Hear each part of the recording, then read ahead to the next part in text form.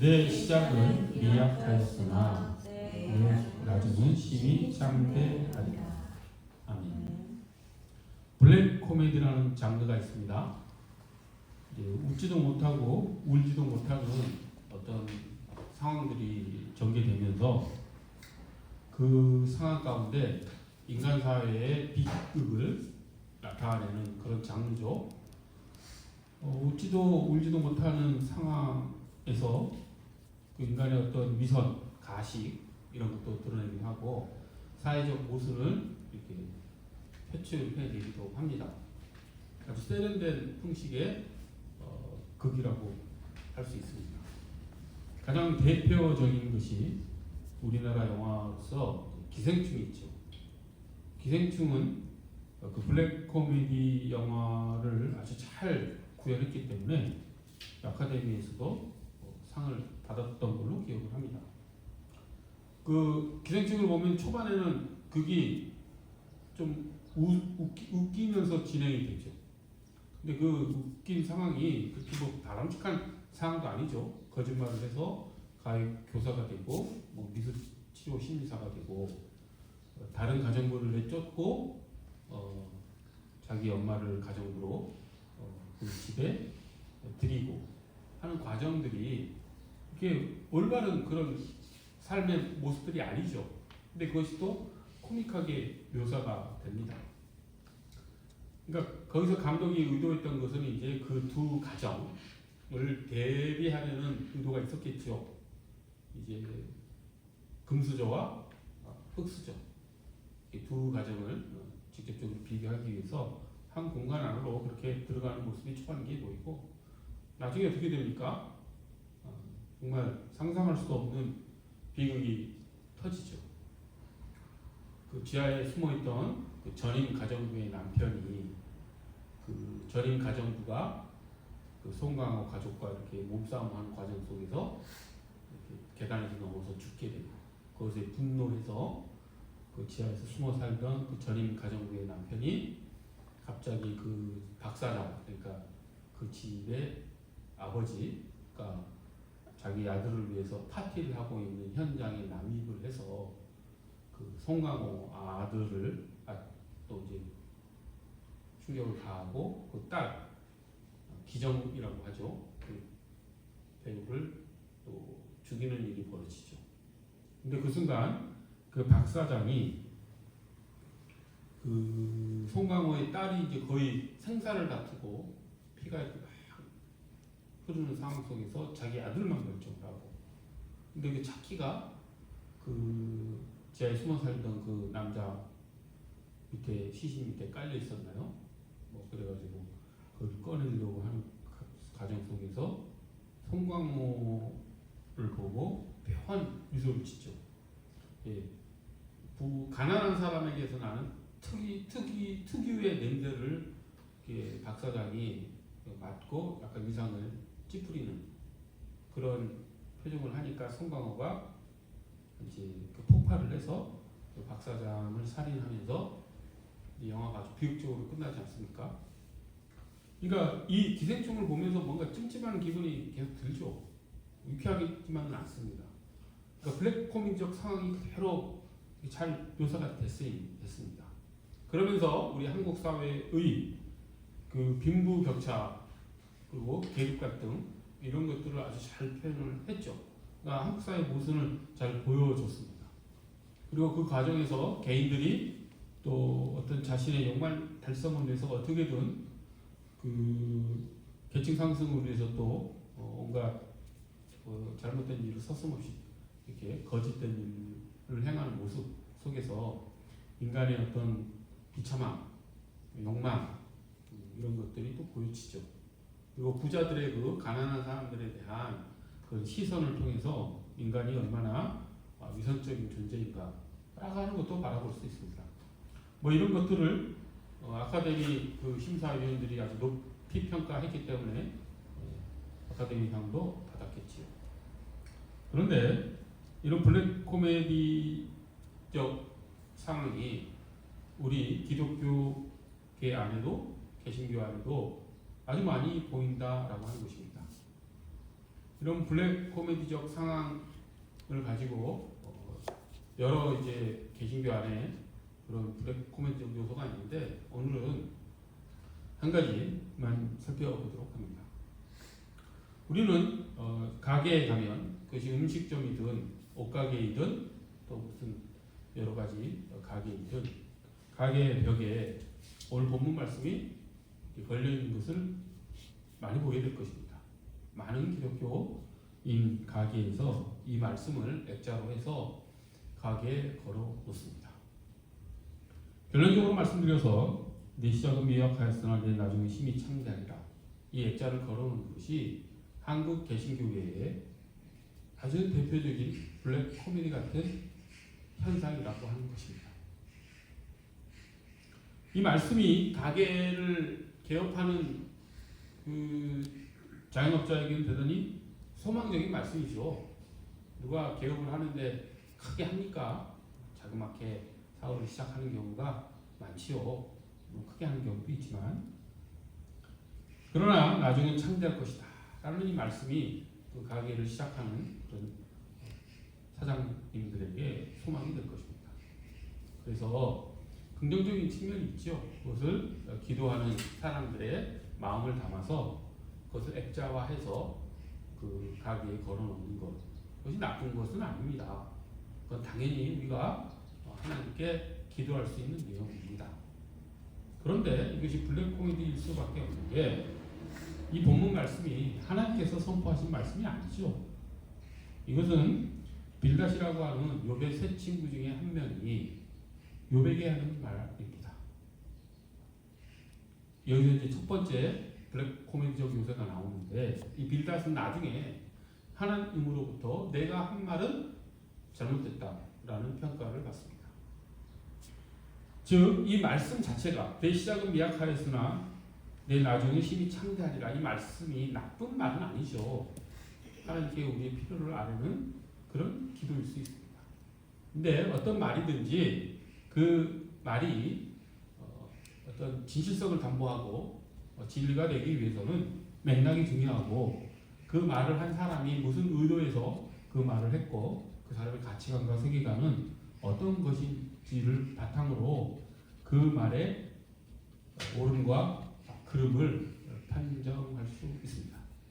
그런데 지금 이 빌닷이라고 하는 이 다윗의 세 친구 중에 한 명이 이 말을 한 것의 그 맥락은 무엇이냐면 우리 잘 알다시피 욥은 당대의 의인이었습니다. 재산도 아주 많았죠. 근데 하나님께서 사탄과의 내기에서 사탄에게 욥에게 재난을 허락하는 그러나 생명은 건드리지 말라는 그 상황 속에서 욥에게 온갖 재난이 쏟아부어지지요. 재산도 다 있고 자식들도 다 있고 그리고 몸에 병까지 드는 그런 극한의 고난 속에 빠집니다. 이 소식을 듣고 찾아온 세 친구가 이제 한 일주일은 너무도 비참한 상황 앞에서 욥과 함께 말없이 함께 앉아있는 시간을 지낸 후에 이제 각각 자기들의 논리를 통해서 욥을 위로 또는 훈계하는 말들을 합니다. 그 세 사람의 공통점은 무엇이냐면 다 원인이 있으니까 결과가 있다라는 논리입니다. 내가 잘못을 했으니 너는 하나님께 벌을 받는 것이고 그러니 회개하고 내 잘못을 하나님께 고백하고 사함받아 어서 다시 하나님께 용서받고 원래 네가 가졌던 그런 상황을 회복하라.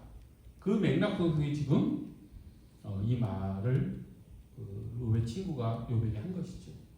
뭐라고 그랬습니까? 네 시작은 미약하였으나 나중은 창대하리라. 이렇게 말한 것입니다. 그러니까 이 친구 빌닷은 나중에 하나님께 너 말은 옳지 않다라는 평가를 받았듯이 이 친구의 말에 지금 옳지 못함은 어디에 있습니까?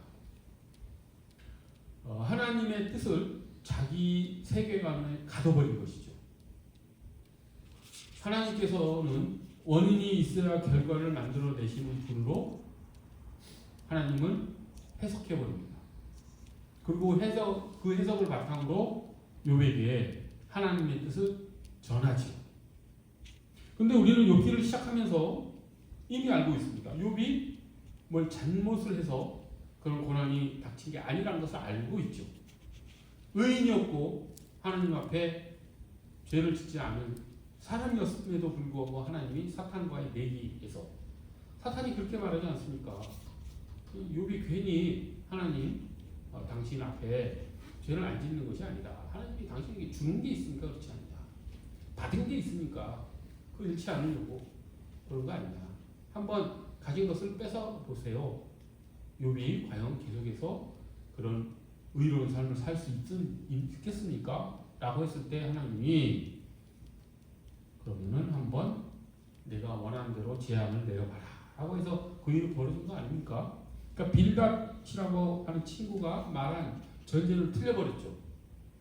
그리고 그 세계관, 원인이 있어야 결과가 있다라는 그 세계관은 하나님이 세상을 다스리시는 방법도 아닙니다. 물론 하나님께서 인과일을 통해서 세상을 다스리기도 하시지요. 과학적 세계에서도 그런 일이 나타납니다. 우리의 삶 가운데에서도 우리가 노력을 해야지 좋은 결과가 나오는 경우도 있지요. 열심히 공부하지 않았는데 좋은 성적이 나오기를 바라면 안 되듯이 원인과 결과에 따른 인과일에 따른 삶의 영역이 있습니다.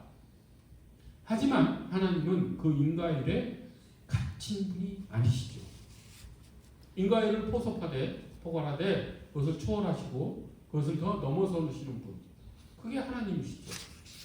하나님은 이 우주를 창조하셨고 이 우주를 다스리는 분이시는데 하나님께서 그 이 우주를 창조하시고 다스릴 때 인과일로만 다스리지 않으십니다.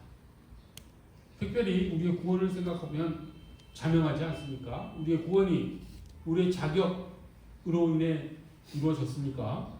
내가 뭔가 잘한 것이 있기 때문에 우리의 구원이 이루어진 게 아니죠.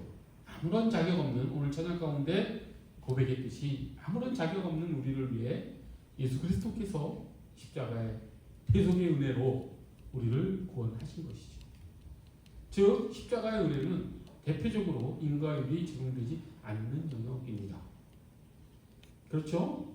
아무런 원인이 없는데 구원이라는 결과가 우리에게 찾아오는 것이죠. 하나님은 그것을 은혜라고 말씀하십니다. 하나님의 무조건적인 사랑이 기독교 세상에서 바라보는 가장 중요한 원리라고 하는 것이죠. 이 원리가 하나님만의 원리가 아니라 인간 세상에서도 나타나는 원리이기도 하죠. 부모 자식 간의 관계를 한번 생각해 보십시오. 부모가 자녀를 조건을 가지고 대한다면 자녀가 그 부모에 대한 신뢰를 가질 것 같습니까? 우리 태희가 키가 크고 잘생겼으니 태희 어머니가 태희를 사랑한다면 태희가 과연 그 엄마의 사랑을 진짜 순수하게 받아들일까요? 우리 주영이가 몸도 건강하고 군생활도 잘하고 이렇게 반듯하게 잘하니까 부모님이 주영이를 사랑한다면 주영이가 그 사랑이 순수하게 느껴질까요? 그렇지 못할 수밖에 없습니다. 왜 그렇습니까? 누가 어떻게 보든 내 자신을 나는 잘 알죠. 나의 부족하고 연약한 부분 나는 잘 압니다. 근데 이런 내 모습이 그러면 타인에게 알려졌을 때 얼마나 불안하겠습니까? 그러니 그 조건이 있는 사랑으로 사람은 만족하지 못합니다. 마찬가지죠. 하나님의 사랑이 그런 것입니다. 만약에 하나님의 사랑이 인과일에 따른 사랑이라면 우리는 버텨낼 수가 없습니다. 지식해 아마 죽을 것입니다. 인간의 심리 안에 그렇지 않아도 내재되어 있는 불안이 폭발해버리죠. 아마 모든 인류는 공황장애에 시달려 구원받지 못하게 될 것입니다. 이처럼 중요한 것이 은혜라고 하는 조건 없는 인과에 갇히지 않는 그런 하나님의 사랑인데, 지금 욥의 세 친구는 그 은혜의 세계를 거부하고 인과의를 바탕으로 네가 잘못했으니 회개하고 하나님께 잘못을 구하라. 그리하면 하나님이 너를 다시 회복시켜 주실 것이다. 내 시작은 미약하였으나 나중은 심히 창대하리라. 이 말 자체는 소망적인 말이지만 그 맥락 속에서 이 빌닷은 하나님을 잘못 알았고 하나님을 자기 세계관 속에 가두고 해석한 자기 논리로 지금 누구를? 욥을 정죄하고 있는 것이죠. 그러니 아주 전제도 잘못되고 맥락상 옳지 않은 말을 지금 어디다 걸어놓고 있는 것입니까? 가게에 걸어놓고 이 말씀이 자기 삶 가운데 일어나기를 이렇게 지금 바라면서 신앙생활 하는 것이지 않습니까? 얼마나 블랙 코미디입니까? 이게 우리 개신교의 한 블랙 코미디적 단면이라고 하는 것이죠. 우리의 욕망을 너무 적나라하게 하나님께 투사해서 그 욕망 충족을 위해서 하나님을 믿는, 내가 잘해야 하나님이 잘해줄 것이고 내가 잘못하고 벌받을 것이고 내가 헌신하면 그만큼 하나님께서 보상해 주실 것이고 라고 하는 그런 신앙관 속에서 살아가는 그런 모습이 지금 이 가게마다 걸려있는 액자에 나타나 있지요. 아주 적나라하게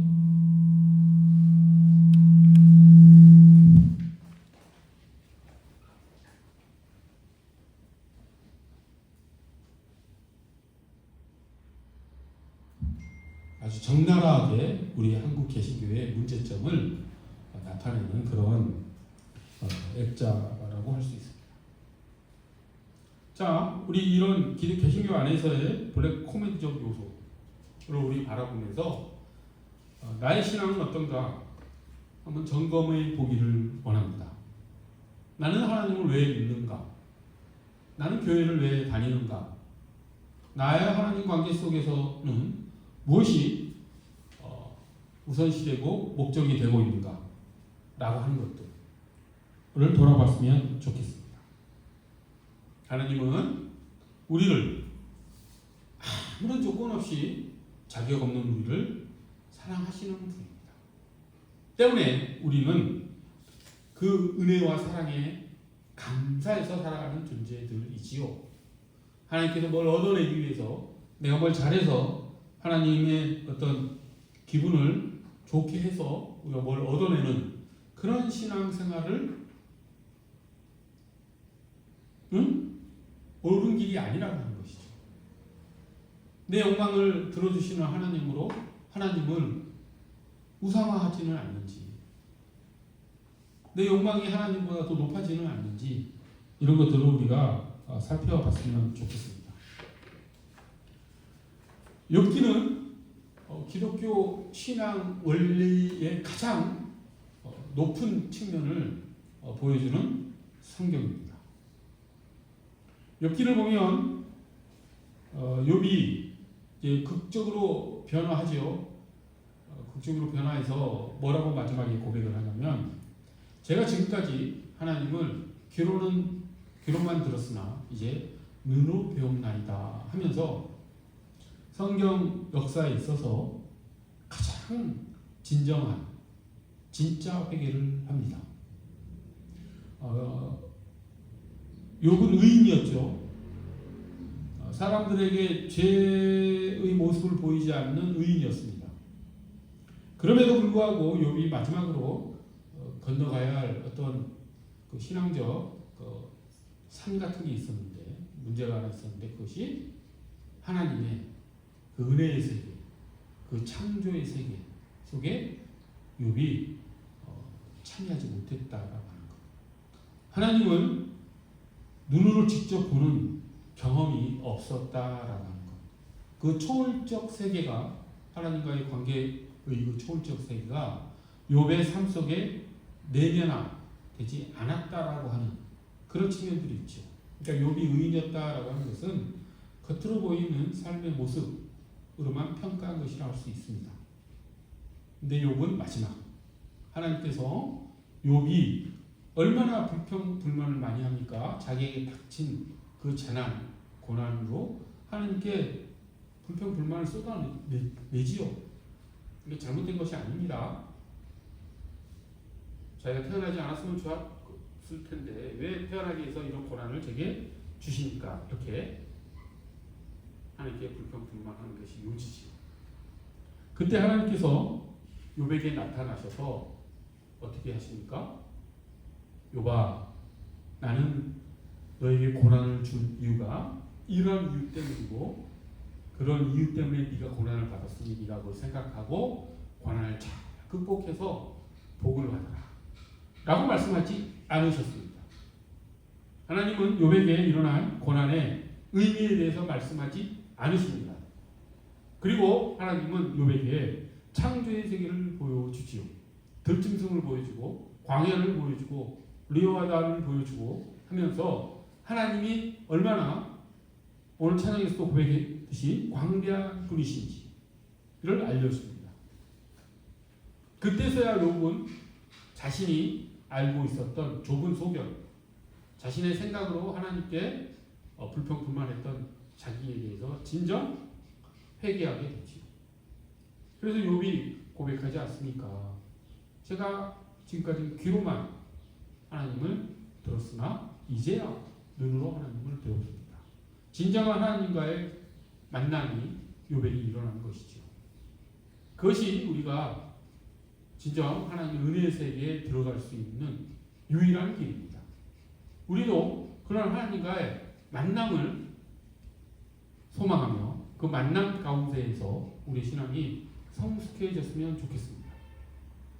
우리가 가지고 있는 세상적인 가치관, 세상적인 세계관 등을 통해서 내가 무엇을 해야지 좋은 결과가 있을 거야 라고 하는 것으로만 하나님은 재단하지 마십시오. 다시 한번 말씀드리지만 그런 인간의 세계가 다 잘못됐다는 뜻이 아닙니다. 필요합니다. 노력을 해야 좋은 결과가 나오는 분야가 있습니다. 춤을 잘 추기 위해서는 끊임없는 노력이 필요하지요. 우리 주영이도 잘 알겠지만 좋은 몸을 만들기 위해서는 피나는 시간이 투자돼야 되죠. 그런 거 없이 좋은 몸 못 만듭니다. 그런 인과에 대한 세계가 분명 우리가 사는 삶 속에 있습니다. 그런데 신앙의 세계는 그게 다가 아니라고 하는 것이죠. 그것을 넘어서는, 그것을 포괄하면서 초월하는 하나님의 은혜의 세계가 있습니다. 지금 욥의 친구 빌닷은 그 은혜의 세계를 모르고 자신의 세계관 속에 하나님을 가둬두고 그 하나님의 말씀인 양 자기 얘기를 욥에게 한 것이죠. 그런데 그런 잘못된 세계관을 바탕을 두고 잘못된 전제에서 한 이 말이 우리 기독교인들 사업장에 이렇게 다 액자를 통해서 걸려있다라고 하는 것, 이 정말 블랙 코미디라고 하는 것입니다. 우리 삶 속에서는 그런 블랙 코미디적 요소가 점차 사라지길 원합니다. 물론 우리가 이걸 알았다고 해서 가게에 걸려있는 액자에 나온 이 문구를 보면서 그 가게 사장이나 그 가게에 그 액자를 선물한 사람들을 절대로 정죄하거나 비웃어서는 안 됩니다. 그 액자 속에 담겨져 있는 긍정적 측면이 있죠. 그 사업장이 잘 되기를 바라는 마음. 사랑은 다른 사람이 잘 되기를 바라는 마음입니다. 그러니까 이 액자를 선물한 것은 그 사업장이 잘 되기를 바라는 사랑의 마음이 포함되어 있지요.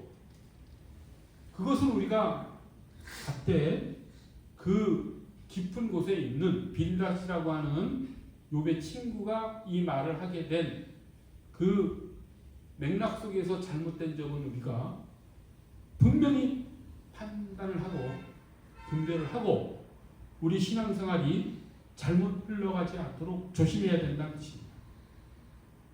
은혜의 세계로 우리는 들어가야 되는 하나님의 자녀이지, 우리가 우리 영광을 하나님께 무조건 들어달라고 떼쓰는 데에서만 머물러 있는, 혹은 내가 잘해서 그 어떤 좋은 것을 얻어내겠다라고 하는, 하나님께 잘 보여서 내가 뭔가 좋은 것을 얻어내겠다고 하는 그런 어린아이와 같은 신앙에서는 좀 벗어났으면 좋겠다라는 뜻입니다.